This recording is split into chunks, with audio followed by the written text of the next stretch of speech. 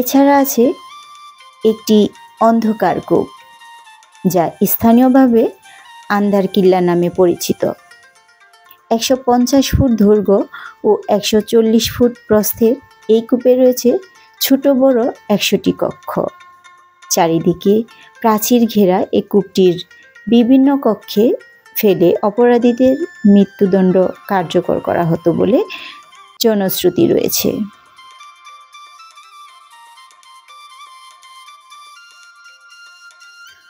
উপকূলীয় জেলা পটুয়াখালীর পথে-প্রান্তরে ছড়িয়ে আছে নানা ইতিহাস, ঐতিহ্য, লোককাহিনী আর পুরাকীর্তি।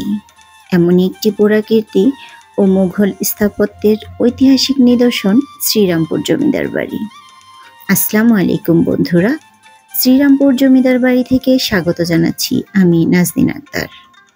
আজকে আপনাদের জানাবো 300 বছরের এই জমিদার বাড়িটি সম্পর্কে বিস্তারিত।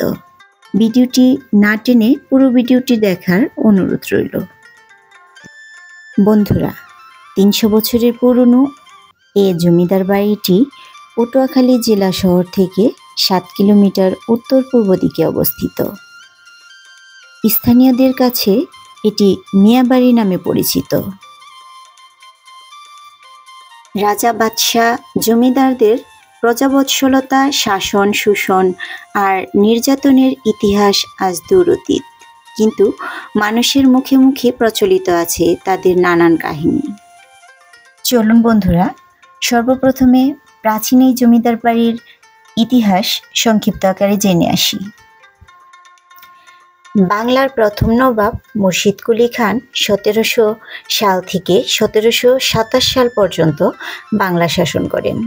এ সময় শ্রী শিবপ্রসাদ মুখোপাধ্যায় ও শ্রী ভবপ্রসাদ মুখোপাধ্যায় নামে দুই ভাই নবাবের উচ্চপদস্থ কর্মকর্তা হিসেবে কাজ করতেন। কথিত আছে, শিবপ্রসাদ নবাবের কাছে ইসলাম ধর্ম গ্রহণ করেন। পরে তার নাম হয় শিবল খাঁ।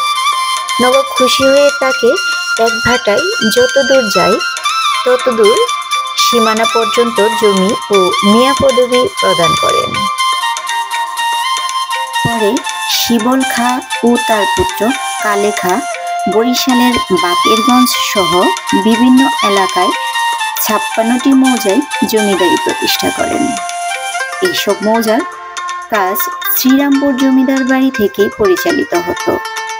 প্রতিটি মৌজায় ছিল একটি করে দিঘি ও মসজিদ, যেগুলোর অস্তিত্ব আজও বিদ্যমান। জমিদার বাড়ির প্রবেশদ্বার কারুকার্য শোভিত। ফটক পেরিয়ে বাড়িতে প্রবেশ করলেই চোখে পড়ে কয়েকটি প্রাসাদ।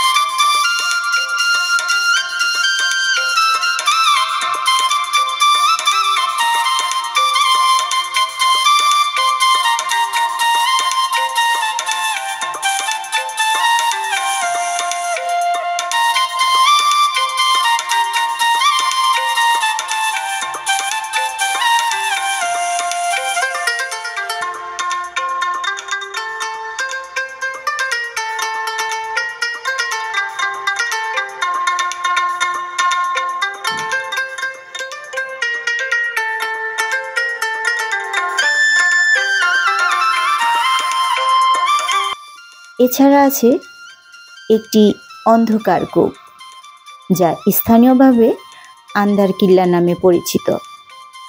150 ফুট দৈর্ঘ্য ও 140 ফুট প্রস্থের এই কূপে রয়েছে ছোট বড় 100টি কক্ষ। চারিদিকে প্রাচীর ঘেরা এই কূপটির বিভিন্ন কক্ষে ফেলে অপরাধীদের মৃত্যুদণ্ড কার্যকর করা হতো বলে জনশ্রুতি রয়েছে। কালের বিবর্তনে কূপটি ভরাট হয়ে গেলেও প্রাচীরের অস্তিত্ব এখনও বিদ্যমান, যা সাক্ষী দিচ্ছে তখনকার শাসকদের নির্মম নির্যাতন ও কঠোর শাসন ব্যবস্থার।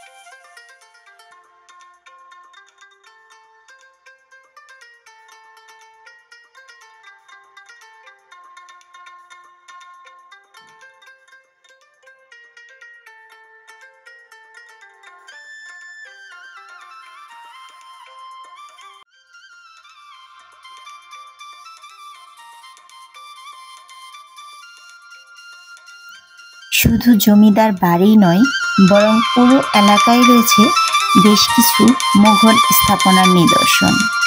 বাড়ির কাছেই রয়েছে কারুকার্য খচিত একটি মসজিদ, যেখানে ধর্মপ্রাণ মুসলমানরা এখনও ইবাদত বন্দেগী করেন। মসজিদের অদূরেই চোখে পড়ে মুঘল স্থাপত্য রীতিতে বাঁধাই করা কালেখা ও তার স্ত্রী জুলেখার জোড়া কবর।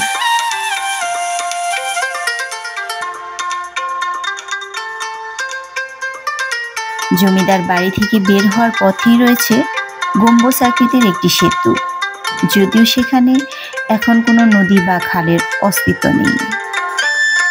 মুঘল শাসন ব্যবস্থা শেষ হয়েছে সেই কবে, কিন্তু কালের সাক্ষী হয়ে আজও দাঁড়িয়ে আছে শ্রীরামপুর জমিদার বাড়িটি।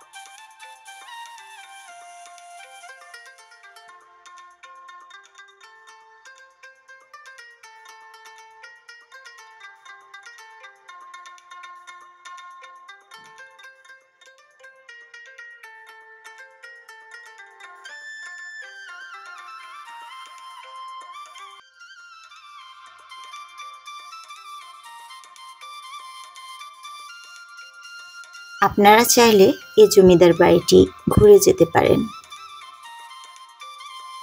কিভাবে আপনারা এই জমিদার বাড়িটিতে আসবেন সেটাই এখন আপনাদের জানিয়ে দেব। ঢাকা থেকে সড়ক ও নৌপথে সরাসরি পটুয়াখালী আসা যায়। সায়েদাবাদ ও গাবতলী থেকে সাকুরা, ঈগল, সোনারতরী, সুরভি ও কনক সহ বিভিন্ন বাস সার্ভিস যোগে পটুয়াখালী পৌঁছাতে জনপ্রতি খরচ হবে 400 থেকে 600 টাকা। অপরদিকে সদরঘাট থেকে সুন্দরবন, কাজল, সত্তার খান, প্রিন্স আওলাদ ও এয়ার খান লঞ্চ যোগে পটুয়াখালী পৌঁছাতে লাগবে 300 থেকে 1000 টাকা। এছাড়া আকাশপথে বরিশাল পর্যন্ত আসা যাবে। সেখান থেকে গাড়ি যোগে জমিদার বাড়ি পৌঁছাতে খরচ হবে 200 টাকার মতো। বন্ধুরা, আপনাদের থাকা খাওয়ার কোনো সমস্যা হবে না। এখানে পটুয়াখালী জেলা শহরে থাকার জন্য রয়েছে প্রায় 15টি আবাসিক হোটেল। এসব হোটেলে রয়েছে থাকা খাওয়ার সুব্যবস্থা। এখানকার সামুদ্রিক মাছ ও পায়রা নদীর ইলিশ খুবই বিখ্যাত। বন্ধুরা, আজ এ পর্যন্তই। ভিডিওটি আপনাদের কেমন লেগেছে অবশ্যই কমেন্ট করে জানাবেন। বাংলার ইতিহাস, ঐতিহ্য, ঐতিহাসিক স্থান, দর্শনীয় স্থান সম্পর্কে ভিডিও পেতে আমাদের চ্যানেলটি সাবস্ক্রাইব করে আমাদের পাশেই থাকবেন। নতুন কোনো ভিডিওতে আবার আপনাদের সাথে দেখা হবে অন্য কোনো সময়। সে পর্যন্ত সবাই ভালো থাকবেন, সুস্থ থাকবেন। আল্লাহ হাফেজ। আসসালামু আলাইকুম।